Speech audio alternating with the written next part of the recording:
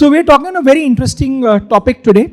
The topic speaks about innovation and collaboration in school education, right? And I'm sure we've got a wonderful panel, all stalwarts in their own rights, will be sharing their perspective thoughts on how they view this particular thing. And I think if I go 3 years back, COVID was a very, very important realization that technology, which used to be considered as, good to have, became a must have across the whole world. So I would like to start with you, ma'am. How can traditional education institutions adapt their curriculum to incorporate digital tools while making sure that effective lesson outcomes are still maintained? So over to you, ma'am. Yeah. So as you said, it was all about an overnight change, because here in Dubai, it was just announced that schools are going to move on to online. And we had to naturally train our teachers first into using the various tools. We are blessed that in Dubai, everyone has access to technology, so including our children. Some didn't have, where the school stepped in and provided them with the devices. Fantastic. And the second part was to use a platform was easier as compared to telling teachers how to actually design their lessons, ensuring that children are learning. So the first step was definitely about planning lessons, sharing it. We also had a year where no textbooks were available for the children. Right. So every resource had to be made available to the children online. So that was step one. And as we progressed, of course, it was about using assessments online, which was something we had been doing to a great extent, but putting complete lessons, training the children, orienting our parents, training our students, keep your cameras on so that we can actually see that you are actively engaged in the lessons. Yes, it was absolutely new learning and great learning.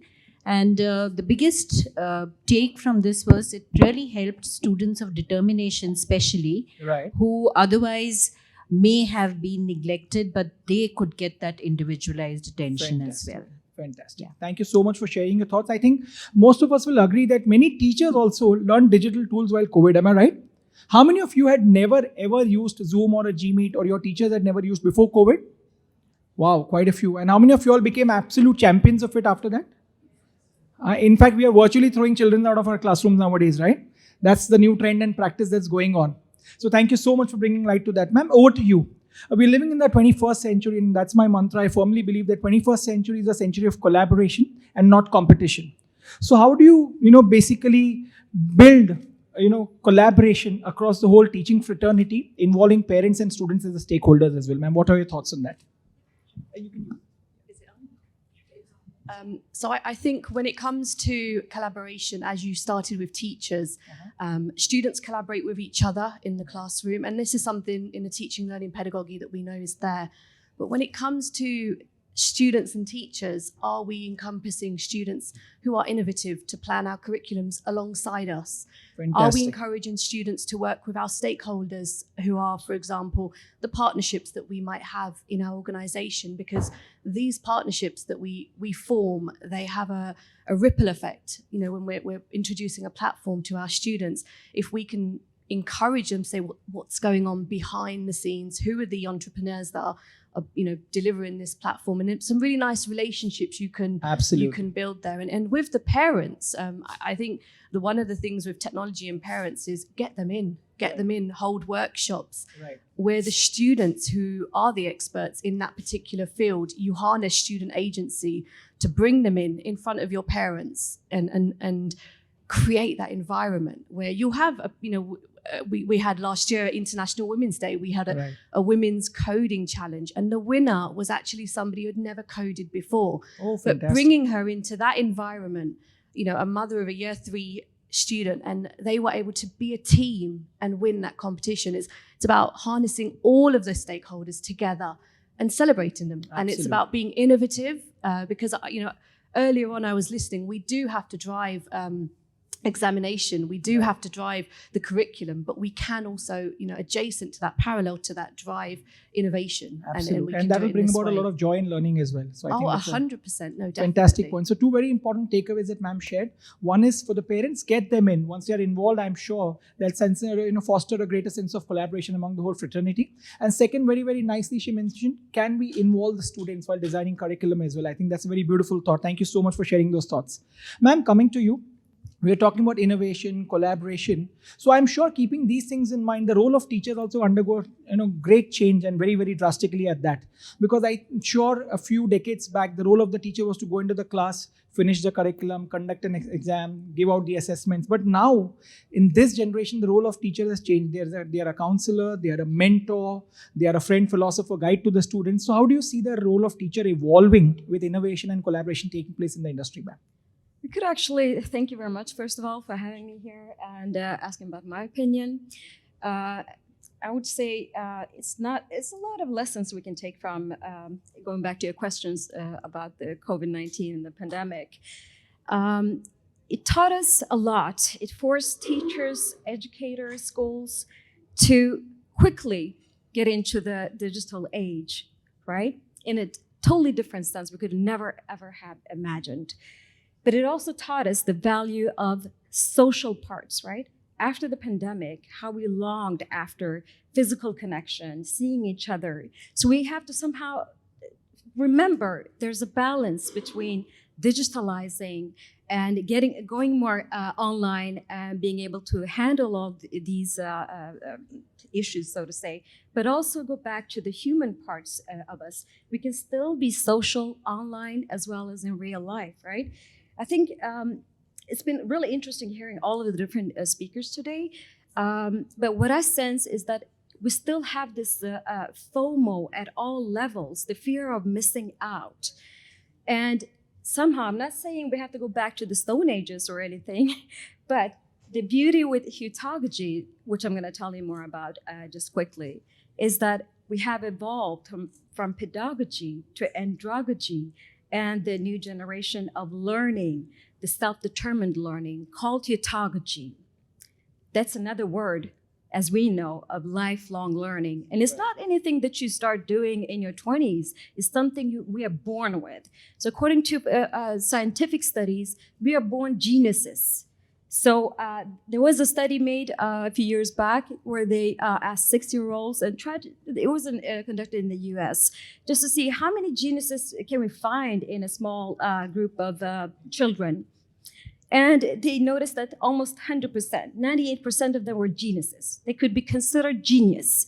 But after a few years, when they started school, only half of them were considered geniuses. And when they finished school, only 2% was left. So that means something needs to be changed. And which brings me back to Leila's very beautiful presentation about her concept of salutogenic education, right? The environment, how much it means. And we know now, according to science, we are born geniuses. But it's not enough just to have the DNA. We are meant to be geniuses, all of us, but also the setting, the context. What is it that we are offered? I would say the best of the worlds, if you combine, that would be both the setting and DNA. It's not enough having the best of environments, not enough having the DNA, but also the content. If we go back to, let's say, the classical liberal arts education, back to the antique Greece, that's where we have another way of learning, the Socratic methods, right? So however much we want to advance and include the new technologies of the 21st century, we have to remember there's a big difference between the information age, where we just collect lots of information without actually acquiring real knowledge. There's a difference between knowledge and information. And the final stage is wisdom. It comes much later. right? So no rush in gathering too much information. We have to somehow help our students to be lifelong learners, self-determined, engage them in right environments. So Fair there are a lot of factors, I would Fair say. point. So I think ma'am spoke more about the changing dynamics in education and how things have changed and evolved and how students are evolving with the period of time. So ma'am, I'll push that question to you further. How do you see the teacher's role evolving in the next 5 years or next 10 years? How have teachers changed over the last decade? And how do you foresee a role change for teachers specifically with constant evolution in technology, education, innovation and collaboration, ma'am? Actually, as you said that, we are constantly learning. Right. And, change is the only constant. And I think at the forefront have to be the teachers and the leaders of schools, because the children are going to go into a world which is going to be very different from where they are today. You've also rightly said that, they are no longer teachers teaching and entering marks. They are coaches, they are mental, their support for the children, and well-being has come into the forefront so much. We were listening to a panel discussion where a lot of it has now become well-being. And I think the reason for that is that technology has made information and knowledge easily available to the children. So it's a click away from them. They are digital natives today. So if a teacher is only going to impart knowledge to them, they're going to be disengaged. They want a lot of engagement in different ways. Technology helps in that. And in many of our schools, for example, we have something called a wellness meter. And we sort of ask children, whenever you're not feeling all right, you can activate that. Fantastic. So, what happens is it goes to a class teacher or to a counselor in the school who can call the child and say what's happening. It can be something as simple as, I wanted to sit on the second seat in the bus, but the conductor asked me to go and sit on the last one, or vice versa. So the teacher's role then comes in, you're a little tiny and you need to be seated in the front. It's for your safety. So I think all these are becoming roles of teachers. If they see Brilliant. neglect, for example, then they need to go and talk. A child doesn't get her stiffen, for example. They need to talk to them. So it's not only about imparting knowledge. We have seen teachers evolve from using a chalk to using the smart boards. That was Absolutely. one huge transition. From getting instant feedback by doing assessments in classes and not waiting for those, termly tests any longer. Right. So, when you talked about everyone's born a genius, and I think that's where technology is helping us, because we know when a child is getting left behind. And we take in remedial steps, not waiting for the end of the year or waiting for when he's going to appear for a public exam. And I think that's been the evolution of teachers, which is helping children really Fantastic. to, no one's left behind is something we Fantastic. look into. Can we have a round of applause for all the teachers across the world? I think they make the world a better place. Right? Absolutely phenomenal people. So ma'am, coming to you, we have been talking about advantages and pros of technology. However, every coin has two sides, right? With technology come a lot of things which we are worried about as parents, as educators. There are privacy issues, there are cyber security issues. How important is the role of a school to create awareness about these issues? Because usage of technology, because in technology, if you see, every 2 years there's a new disruption that happens. For example, AI, generative AI is something, the chat GPTs have taken over the world as far as students are concerned, but they come with their own fair share of disadvantages as well. So how important is the school's role in creating awareness about privacy issues, data security, cyber security? If you can throw some light on that, it'll be fantastic. So actually, that this week is actually Safer Internet Day across the globe. So we start with the younger students, the ethics of passwords, sharing information online. All of this is what we cover as a general. But however, now you're mentioning ChatGPT, you're mentioning those tools that are now there for the older students that are now tapping into.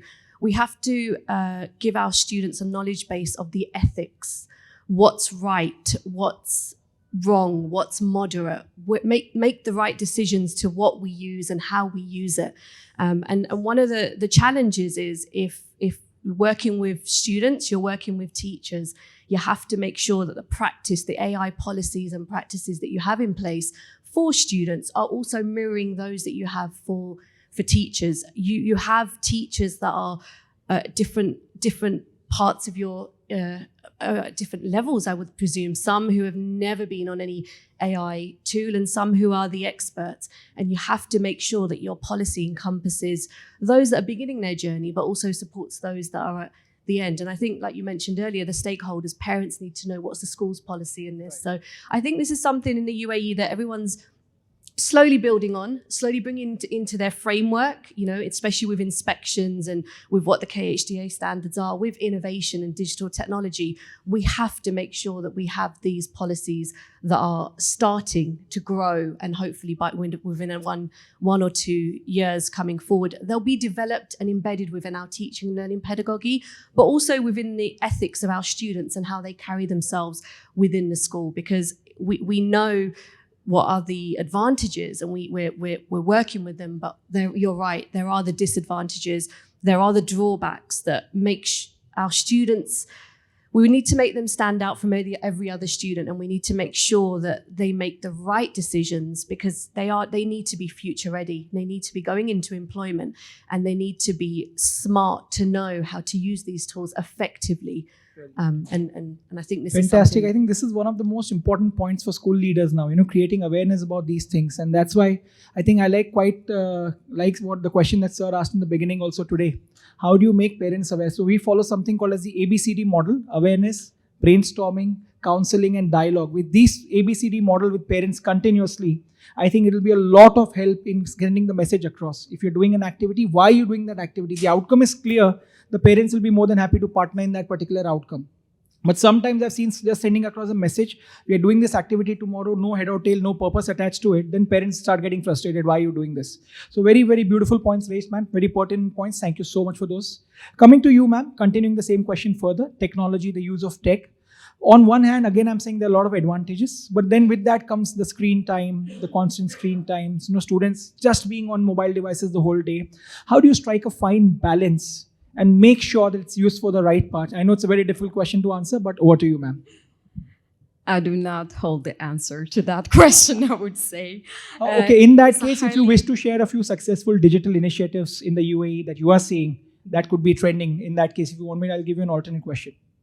Well, I would say it's all about finding the balance, and it's very subjective and context-based. So depending on which school, what setting, you will know for what age, especially the age groups. I mean, you have to,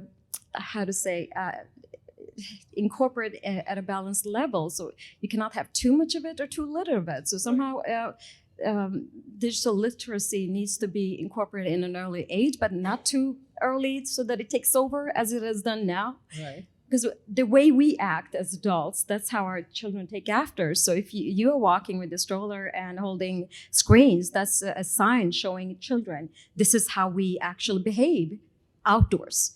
Right. So maybe we start with ourselves. So leading by example is a fantastic way to go about it. Exactly. Teachers as well as all adults, we bear the responsibility of showing the next generations how to act with technology. Perfect. Thank you so much. Ma'am, coming back to you, if you'd like to share one, use case from your school, either on innovation or collaboration, one best practice from your school. As I'm sharing is because I'm a firm believer, if you have a dirham and I have a dirham and we exchange, we'll have a dirham each. But if you have an idea and I have an idea, we exchange, we'll have 2 ideas each, right? So over to you, ma'am.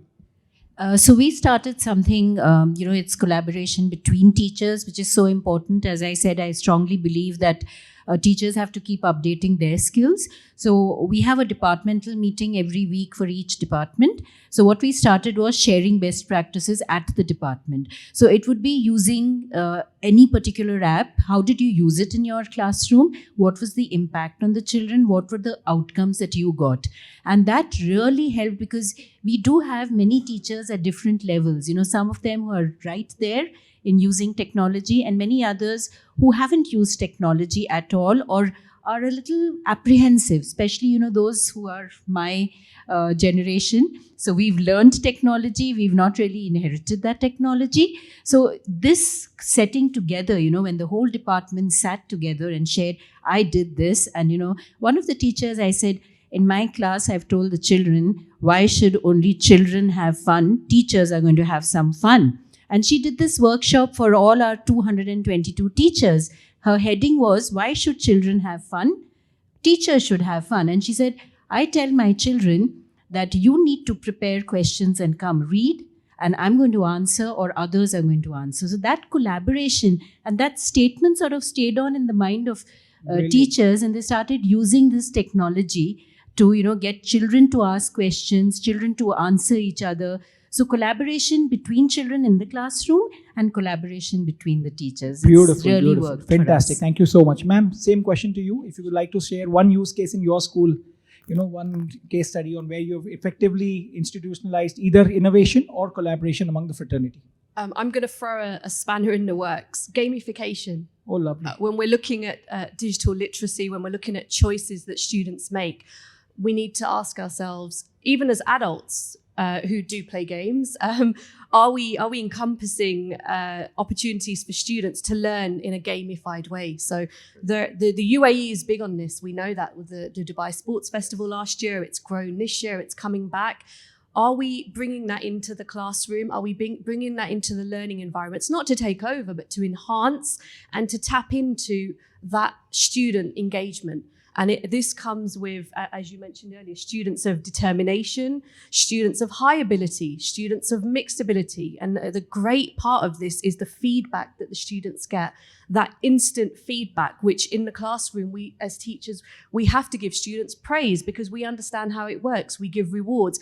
But when you're looking at gamification and digital literacy, this is where our teaching and learning has really driven to say, this is where students' outcomes are challenged, and this is where we see an environment where there's an engaged student. And ultimately, this comes back into the teacher because they're able to use this data. It doesn't just end at the game ending. There's data, there's questions being asked linked to the curriculum that come back to the design of your lessons, design of where you go next. So I know for some people and some parents may be like, oh, they're playing games too much.